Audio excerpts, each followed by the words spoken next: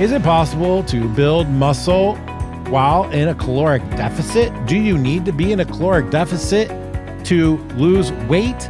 Is there a newly discovered endocrine organ in our body called the muscle?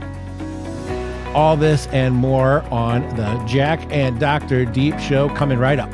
Hey, everybody, we are back. I am Jack Murphy, co-host of the podcast, here with me and Dr. Deep, and also the co-founder and CEO of Rebel Health. Dr. Deep, how are you doing today? Good to see you, sir. Introduce yourself to everybody, please.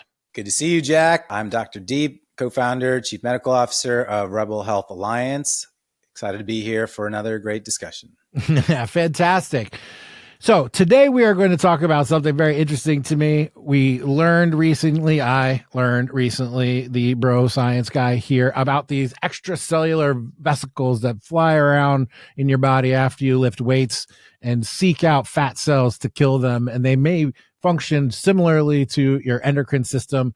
We are going to learn all about that and possible applications down the road. But first, because it's such a complicated topic, we want to dig into a little bit about what the muscles are, what they do, what they're made of, the endocrine system, how it works, etc., and so forth. Dr. Deep, I think everybody thinks they have some idea of what your muscles do. They move your bones around, but really, let's dig into it and figure out a little bit more about what they are. What are we talking about today?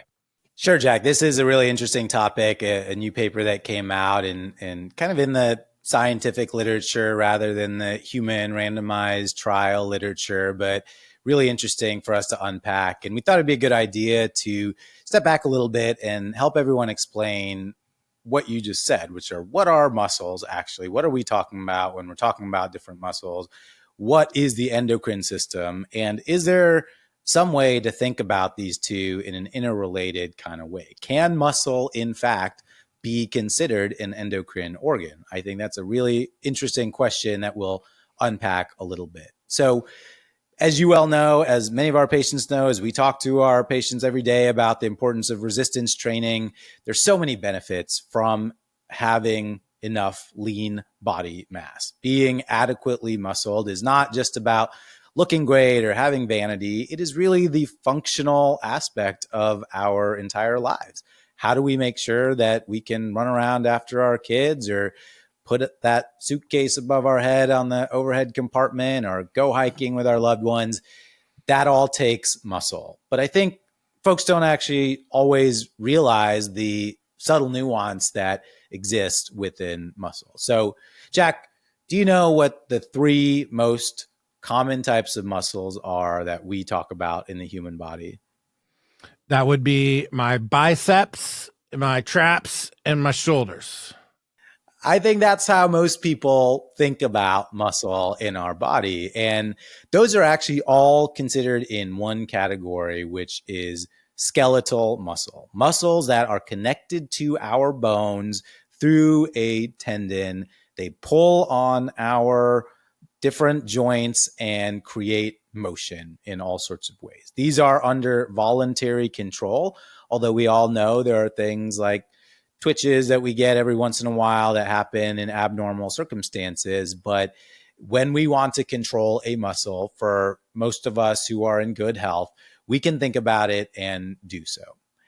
The second type of muscle is smooth muscle. These are the kind of muscles that exist in our stomach lining, our intestines, for example. Like, how does your food get from your stomach into your intestine? Not just by gravity, although that is part of it. It actually squeezes and pushes food through, pushes what we call chyme through, which is that digestive juice and chewed up food, and that needs to move through the system. Similarly, when we think about our arteries, for example, how does blood pressure even exist? That tone within our arteries is actually a layer of smooth muscle within the lining and the diameter of our arteries. That is not under voluntary control. We cannot sort of will our way. And while there are some interesting and complex interplays, most of us cannot think stomach, push food into intestine, and your stomach won't just contract like that. That's under involuntary control. The last type of muscle, the third category, is cardiac muscle. And that is more like skeletal muscle, a little bit like smooth muscle in that it is involuntary. None of us think about our heart beating every single day. And it's an amazing organ when you really think about from the moment of birth to the time we die. This thing just ticks away and does what it needs to do for the most part for us. Cardiac muscle can be controlled through different voluntary actions in some circumstances, but for the most part, the baseline beating of our heart is separate. And those cardiac muscle fibers, while they do look like skeletal muscle, are different in some key ways. Well, I've already learned a few things today. I had no idea that stuff was called, what'd you call it? Chyme? Chyme. That is the kind of gross bolus of juices and chewed up food that's in our stomach that moves into our intestine to start to be digested and have that whole process kicked. And here I thought I just moved food through my bowels just by putting more in the top. That's not how it works. Okay, so there's all kinds of stuff happening. There's muscles moving that we can't control. We don't even feel it. They're part of our our blood vessel system. They're the muscles that we trigger in order to walk around. Those muscles too act on their own sometimes, like reflexes and other things like this, right? Where you're just acting before you even think. And so, all right, there's all this muscle. What is it actually made up of? Because eventually this is going to be important in answering the question that we're really here to talk about today is how, or is it even possible that maybe muscle is acting like another part of the endocrine system in your body by sending out messengers to change the function of other cells in your body, which blows my mind every time I talk about it, because I think it's just absolutely fascinating in terms of application, what it means for the calorie in, calorie out model and energy balance models, and for fat loss, and answering kind of questions about maybe can you gain muscle and lose fat at the same time. Anyway, let's talk about that in a minute, but I want to know what the muscle is first before we can even unpack that very complex subject. Sure. The muscle you can think about is made up of a series of kind of concentric structures that we can understand at a pretty deep cellular level. So the major structure we'll talk about is a muscle fiber. These are the long strands that exist. You mentioned your bicep, and there are multiple muscle fibers within each muscle. These are the long strands that kind of run the whole distance. There are myofibrils, which are these cylindrical structures within each muscle fiber. And within the myofibril, that's where the actual action starts to happen. We have these things called sarcomeres, which is the next unit down that houses the real cellular component of actin and myosin. So when we are contracting our muscle, there are these two proteins at the subcellular level that form what we call cross bridges.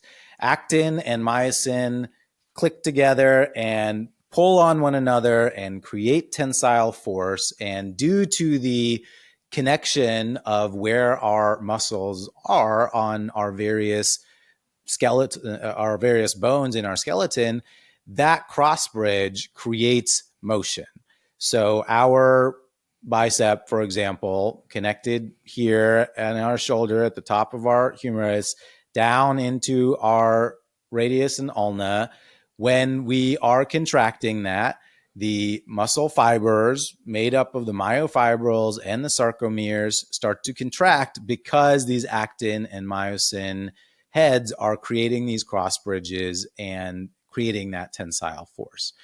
Part of the reason for illustrating this is to understand and realize that these are living organisms unto themselves. And each one of these small fibers, these small actin and myosin heads, have an entire cascade of reactions that needs to occur. And there's all sorts of different molecules like calcium, there's excitation that happens from the neuronal level when your brain is telling this muscle, I've got to fire. And what that all sort of looks like and feels like is probably too complex for this topic, but realize there's an entire orchestra going on every time you make any movement in your body whatsoever. What will get to is trying to understand when we are putting enough force on these muscles to the point where we're creating, actually undergoing hypertrophy, are there subcellular reactions that are occurring that may have not just local effect in our muscles, but be sending out these messengers to have other impacts across the body? Fascinating. I can't wait to explore that part. I had no idea to think in my mind that there was all kinds of emissions happening and reactions happening when you're flexing your muscles. To me, it was always just, in my very basic bro mind, just like pulling on a lever connected. I mean, the triggering of the muscles like comes from the brain, right? Like you like part of the neurological system. I was trying to explain this to my 11-year-old daughter yesterday because we started working out in the gym. And it's amazing when you talk to somebody just with no experience at all. She just didn't even know what the muscles were or how they worked or how it made the bones move or how they were connected to the bone. And so I was explaining some of this to her last night. I'm glad I nailed that one about the brain and the nerves and sending the signal to the muscles to move. At least I remembered a couple of things this is probably my associate's degree in bro science. And one of the other things I learned also in that very intensive educational process that I did not have is that there's different kinds of like fibers, right? You hear the difference between slow twitch, type 1, fast twitch, type 2. Maybe there's benefits or trade-offs, or I don't know. What are these two types of muscle fibers? What do they mean, and how do they differ? And is there different ways of stimulating them? Do we need more of one or the other? Are we born with more of one or the other? Like how does that work? So I can explain to my daughter. So slow twitch and fast twitch muscle fibers are a subcategory of the skeletal muscle that we're talking about. Slow twitch fibers are what we consider kind of the endurance muscle. So if you're standing up for a long time or even maintaining posture like this, sitting down, we may have our slow twitch fibers. The fact is, most muscles have both types of fibers and they're used at different times for different things. Slow twitch fibers are oxygen dependent. They rely on sort of normal aerobic respiration to create ATP. Ultimately, that ATP is used to create those actin and myosin cross bridges that we mentioned earlier. So if you are a long distance endurance runner, you're running marathons, you're out there for 4 or 5 hours, kind of hitting the pavement, it's likely that much of the muscle that you will hypertrophy and that you will continue to grow and build in your body will tend more towards these slow twitch fibers.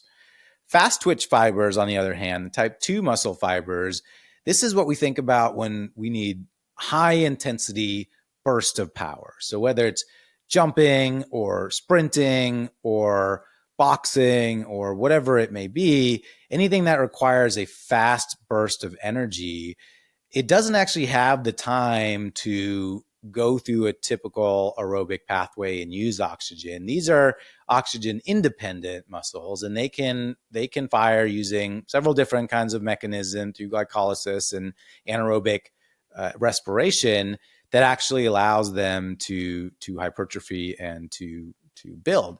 They will fatigue much quicker.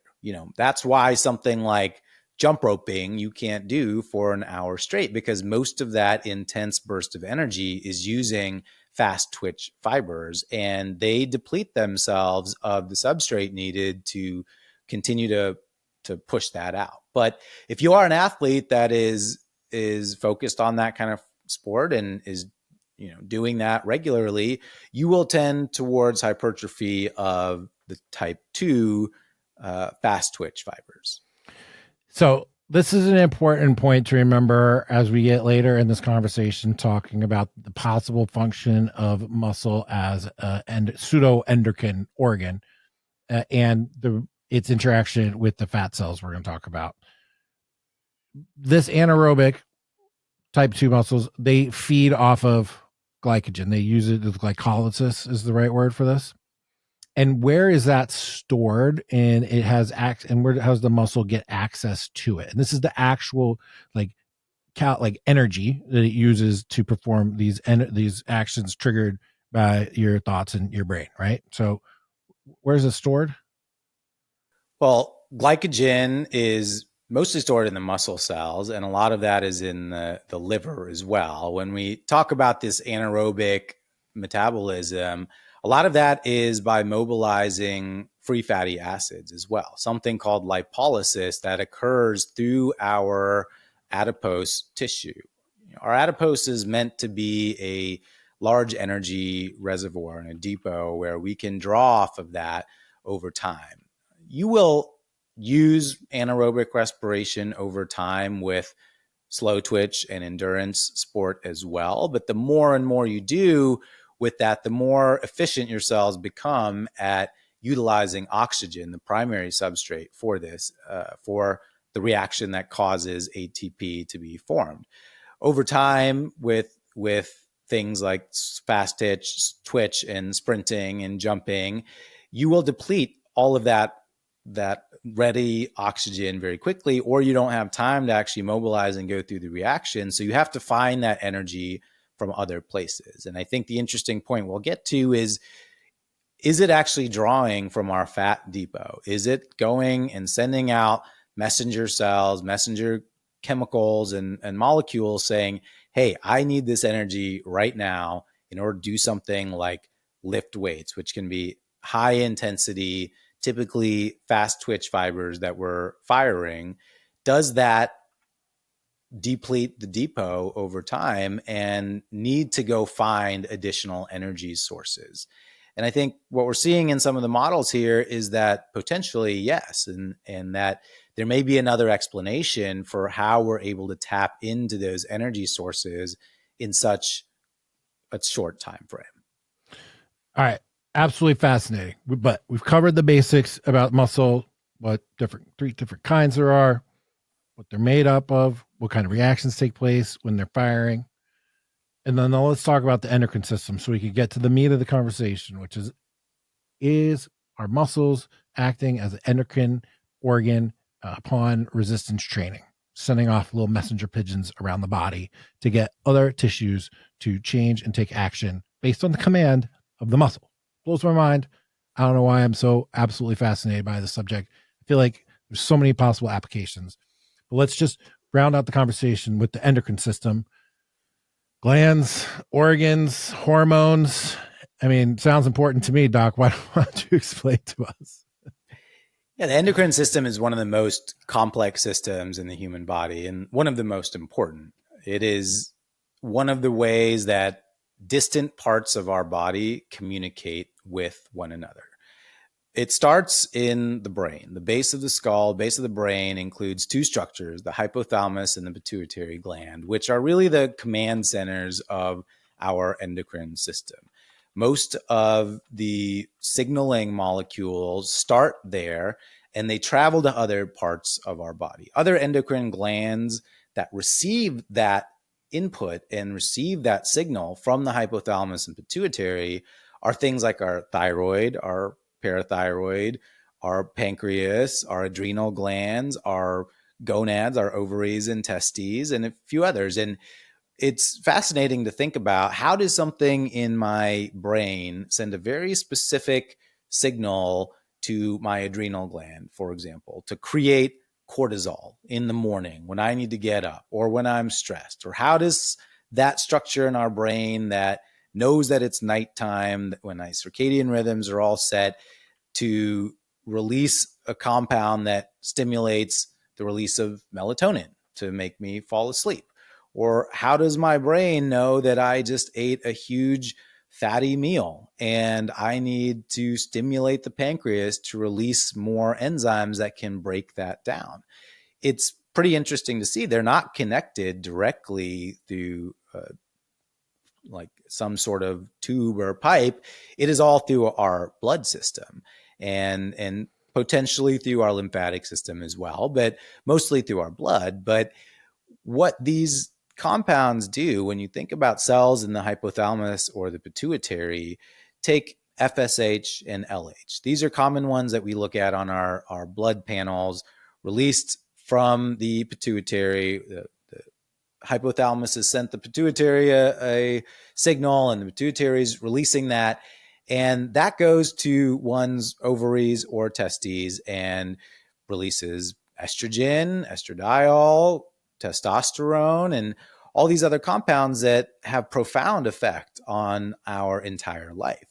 Well, it does that through the action of what we call vesicles. Each of our cells is a powerhouse and a universe into of itself. It is creating all sorts of proteins and molecules and compounds. And when it needs to leave the cell to go make a signal downstream somewhere else in the body, they create what are these called these vesicles. They're basically tiny little packages that fuse with the cell wall and then move out of the cell wall into the bloodstream. And those vesicles, those compounds then are in the bloodstream. They know where to go. They know what organ to attach to because those organs have receptors for those specific things.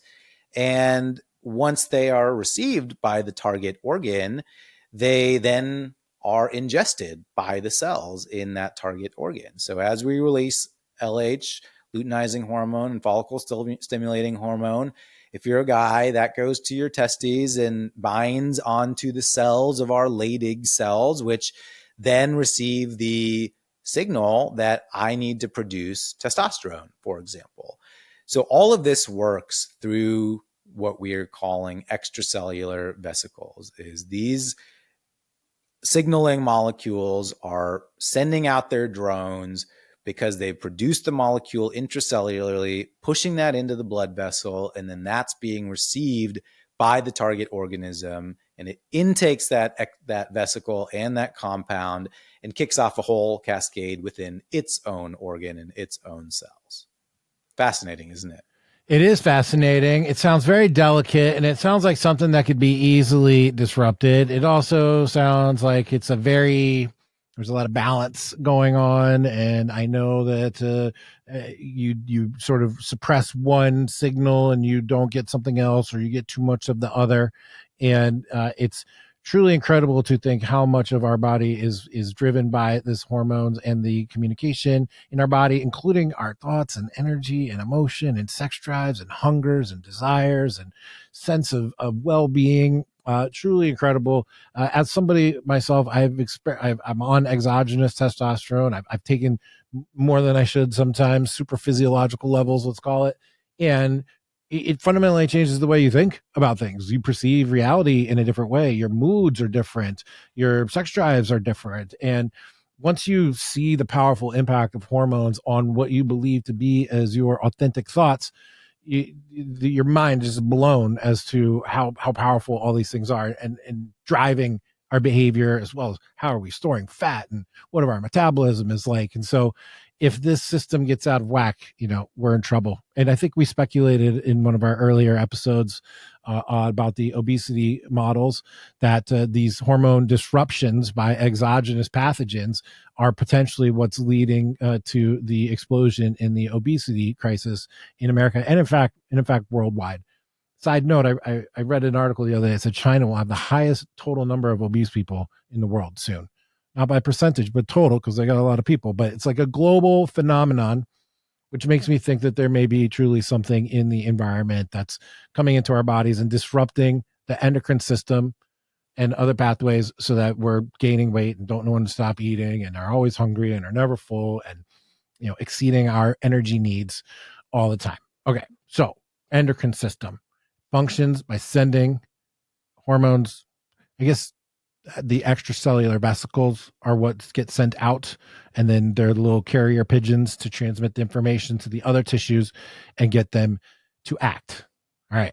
Have we covered that, do we think? I think so. I think the interesting thing to note is when I ran through some of the endocrine organs, muscle is not noted there. Muscle is not typically considered an endocrine organ. At most, it may be receiving some of the input from the hormones and potentially having some impact there. But for the most part, it is really receiving a neuronal input, a electrical input from your neurons to perform a particular activity.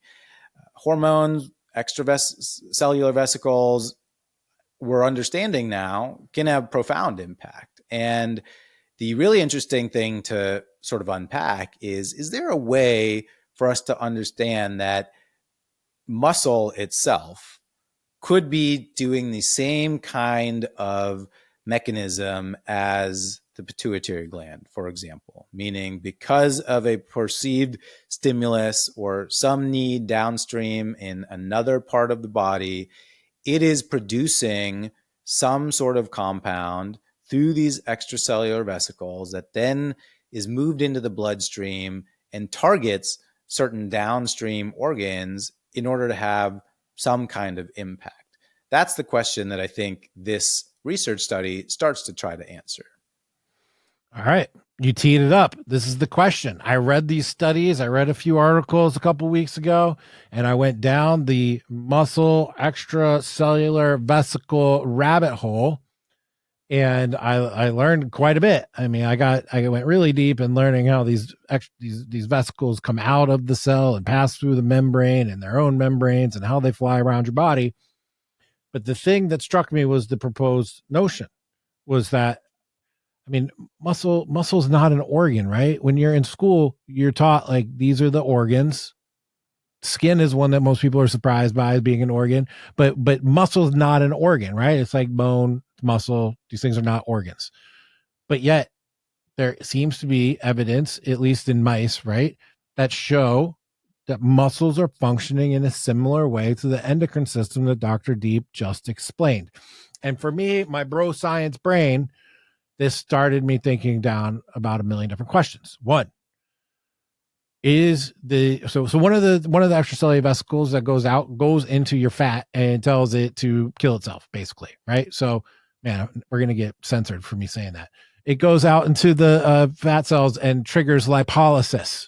There are a few others functions I think that get triggered out there, some having to do with glycogen maybe, but it goes into the fat cell and triggers lipolysis. So you lift weights and it sends out a little messenger to the fat cell and it says, fat cell done. That's intriguing to me. Why? Is it part of the energy balance model in your body?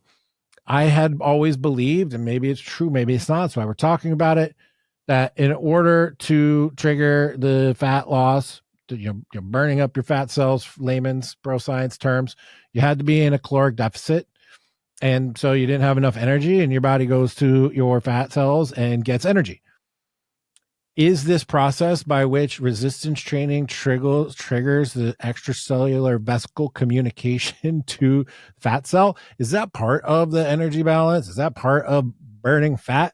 Or is it something else altogether? And it's not, I asked you specifically this question earlier, like the muscles, like, type 2, they're getting their glycogen from the muscle mass, from inside the muscles there, right? And also, I think you said in the liver. So it's not like they're sending these vesicles out to the fat cells to burn the fat cells to get the energy to do the function at that time, right?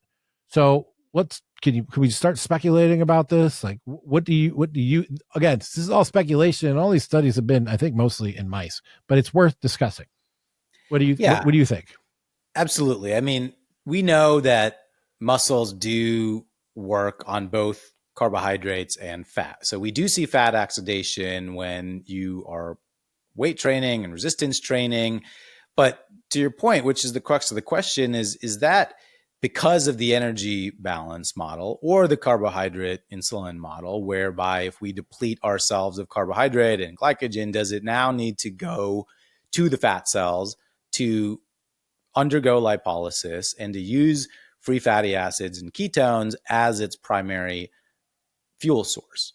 Yes, is the answer to that. I think we have all sorts of data in humans to show that. I think the real interesting question is, if you are not in an energy deficit, if you were sort of balanced from an energy intake and expenditure model, but you are undergoing hypertrophy and resistance training, do these extracellular vesicles still go use fat even in the presence of potentially carbohydrate that might be floating around in your body that it could use.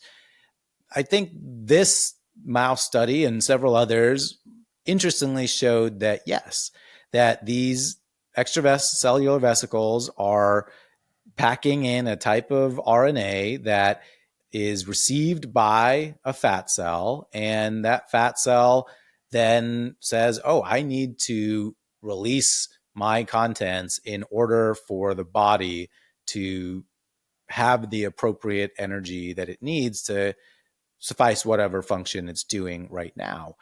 And so the question starts to become, just by lifting weights and just by undergoing resistance training, can you torch your fat just by doing that without having to be in a caloric deficit? While I think many of us and many in the sort of sphere and exercise sphere have anecdotal evidence that, yeah, even when I'm basically eating the same number of calories, if I'm lifting weights more, I tend to shed fat. Why is that? Well, this may be a potential explanation for that. And again, we need to be clear that these haven't been proven out in human trials, but the study was actually quite compelling and I think showed a pretty interesting opportunity for us to consider another way for lipolysis to occur. I think it also raises the question, or at least maybe gives some insight into the eternal question, newbie as well as expert. Can I build muscle while in a calorie deficit? And I think you have bodybuilders the world around saying you absolutely must be in caloric surplus in order to maximize your muscle growth. But if you are in a caloric deficit and yet your muscles are still communicating in this way with your fat cells, are they not doing this in a way to receive the nourishment or energy or refueling or whatever it is that they need in order to repair and grow from the resistance training that they had just undergone? I know that there are lots of people with anecdotal, and there might be scientific data on this, I didn't look into it, stories about gaining muscle and losing fat at the same time in a, maybe it's not that they were in a caloric deficit. Maybe it's just that they were lifting and this process was taking place. So am I like off the deep end thinking about this here, or is there some potential connection between, which we didn't even drill down on, that what they call micro RNA that get sent out within these extracellular vesicles? Is there something to this notion that that might be part of the explanation behind being able to either build muscle in a deficit or burn fat while in caloric equilibrium with the presence of resistance training? I think the first question is a little bit harder to answer with these studies, at least. I would agree that in most circumstances, you probably need some level of caloric surplus in order to hypertrophy and to build muscle. But if you are in caloric balance and equilibrium, as you said, why do we see people being able to put on muscle and burn fat if theoretically, if we're only thinking about the calorie balance model, you must be, quote unquote, in a caloric deficit in order to torch fat? Well, I'm not sure. I actually think that this is an explanation for why you may be able to stay relatively balanced and potentially even be in a slight surplus while losing fat, is if you are hypertrophying, you're nourishing yourself enough to build muscle. That muscle is then sending out the microRNA in as extracellular vesicles that are then received by adipose cells, which then release more free fatty acids through lipolysis, which then the body can use as fuel. Then that makes perfect sense from a theoretical standpoint. So I'm really interested to see, as they continue to do these studies, whether they're able to reproduce this in human beings and whether there may potentially be even even compounding or peptide or interesting gene therapies where we can start to commercialize these kinds of things. And I think I've been very critical on some of the peptides and things like semaglutide and using exogenous compounds. I still very much firmly believe that the best approach is through a balanced whole food diet of a combination of resistance training and cardiovascular training, of slight caloric deficits to lose fat. But this is potentially a very interesting first step into understanding this concept a little bit more deeply. So in the future, ladies and gentlemen, you're going to be able to inject yourself with microRNA in extracellular vesicles that will specifically target your fat cells and trigger lipolysis, mimicking the effects of resistance training without having to do anything. Maybe that was what the headline was I saw the other day that said, can you get the effects of exercise in a pill? Interesting notion to consider. That being said, disclaimer, we're all just speculating. We're having a little bit fun here after our very amazing anatomy lesson and lesson about the endocrine system, in which I learned quite a bit myself. But this is really something that got my attention. I'm feeling a little bit like when they reclassified Pluto as like not a planet anymore, to where there's another endocrine organ in our body and it's called the muscles. And that to me seems epic. That's like changing my fundamental understanding of the human body that I've had for all 48 years of my life. Despite I'm not a doctor, I'm not a scientist, so I'm behind the times, maybe noting that my number of these studies are 5 years old. Some of them, they're just not out in the discourse so much. But it blew my mind. Pluto's no longer a planet. There's another endocrine organ in your body. It's called your muscles. And in the future, we'll be able to send targeted microRNA directions to your fat cells to trigger lipolysis. Who knows about that part? But irrespective of that potential outcome, the benefits to resistance training are so vast and broad that even if you could take a shot for that, you should continue on with your resistance training program and try to stay in a caloric balance or deficit if you want to lose weight.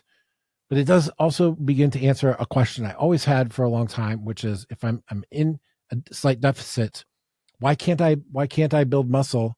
I mean, my body's smart enough to know that I've undergone stress. There's reactions and stuff have taken place. We're progressively overloading the muscle. Why can't I just take the energy from over here and put it over there and increase my overall caloric deficit, because it's having to do additive function within my body? Maybe that's totally off topic. I don't know. It's a good thing nobody's looking to me for any scientific answers, Dr. Deep. But if there's anything, if there's anything that you'd like to add to this, my mind again, Pluto, it's no longer a planet. Endocrine organ as muscle. What are your final thoughts on this? I think we're entering amazing times, Jack. And I think in our lifetimes, we will see all sorts of really interesting therapies. You see, we talked about on a few episodes, the follistatin therapy, which in some ways acts in a similar kind of way, except it acts on the muscle to inhibit this myostatin gene, which helps you hypertrophy and have more muscle mass. If you've ever seen like the knockout mice or whatever, or the cows or the dogs that are just jacked because of this gene, we're starting to understand that I think we're still way early and I don't see any compelling evidence yet, but theoretically there are these therapies that may have profound impact on humanity, on each of us individually. And 10, 20, 30 years from now, I am very curious to see if we have perfected some of these therapies. We've unpacked these ideas a little bit more, understood more about how communication occurs between all sorts of different compartments of our body, whether or not they are endocrine organs or not, and how we may use that for the benefit of people who are looking to be their most optimized selves. So very interesting times where we're in here, and a very interesting article to unpack a bit here. Excellent, Dr. Deep. Thank you so much. Thanks, everybody. Check out our last podcast right here. Subscribe to the podcast right here. Share this, retweet it, email it to your mom and dad. Hit like, leave a comment. And if you're interested in our healthcare program at Rebel Health Alliance, please visit us at rebelhealthalliance.io. And if you want to join the mailing list, please do at /join. You can also sign up for a free consultation there. We are standing by and waiting. Thank you, Dr. Deep. Thank you, everybody who is watching with us. I am Jack. This is Deep, and we are out.